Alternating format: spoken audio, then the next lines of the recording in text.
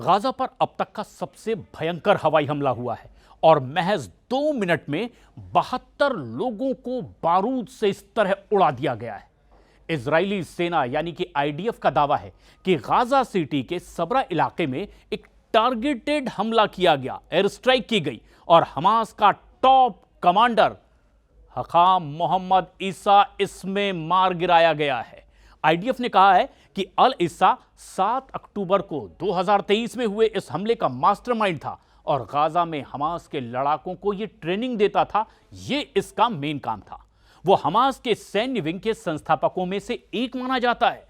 और उधर इजरायली सेना ने कहा है कि टॉप कमांडर हकाम मोहम्मद ईसा हमास की सैन्य ताकत बढ़ाने का काम करता था और ये हमास की एक बड़ी ताकत था। आईडीएफ ने कहा है कि हकाम मोहम्मद ईसा की वायु और नौसेना हमलों की योजना में बहुत बड़ी भूमिका थी। बताया यह भी गया कि हकाम ईसा हमास के जनरल सिक्योरिटी काउंसिल का सदस्य था और ट्रेनिंग हेडक्वार्टर का प्रमुख भी था। अल कसम ब्रिगेड के मिलिट्री एकेडमी का सह संस्थापक भी यही था।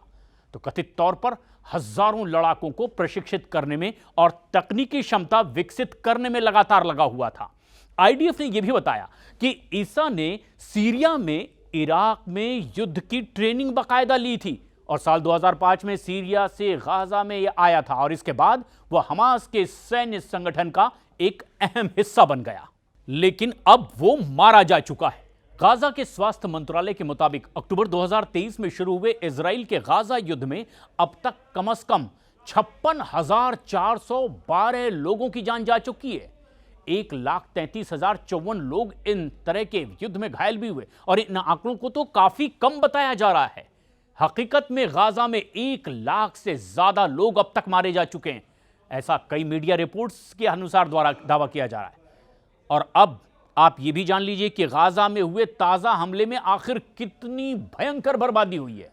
इजरायली सेना पर आरोप लग रहा है कि उसने हमास के टॉप कमांडर हकाम मोहम्मद ईसा को मारने के लिए 72 निर्दोष नागरिकों की बलि ले ली। इजरायली सेना का दावा यह है कि दरअसल टॉप कमांडर हकाम मोहम्मद ईसा ने फिलिस्तीन के शिविर के बीचों बीच अपना एक अड्डा बनाकर रखा हुआ था और इसकी वजह से टॉप कमांडर हकाम मोहम्मद ईसा के साथ कुछ आम फिलिस्तीनी भी इस बड़े हवाई हमले में मारे गए हैं।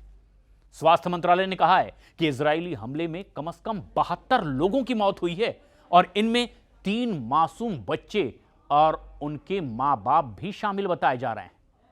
खान यूनिस के मुवासी में तंबू में सो रहे परिवार पर भी मिसाइल गिरने से पूरा का पूरा घर जल करके राख हो गया है।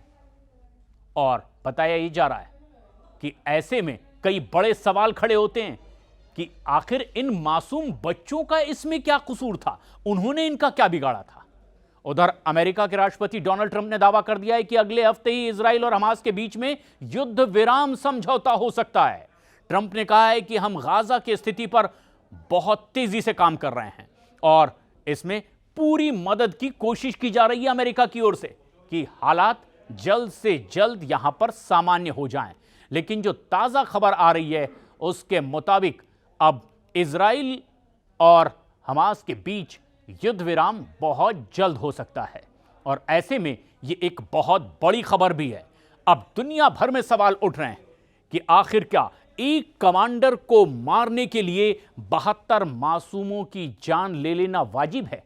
और अब पूरी दुनिया में कई बड़े सवाल और हमले अब भी लगातार जारी।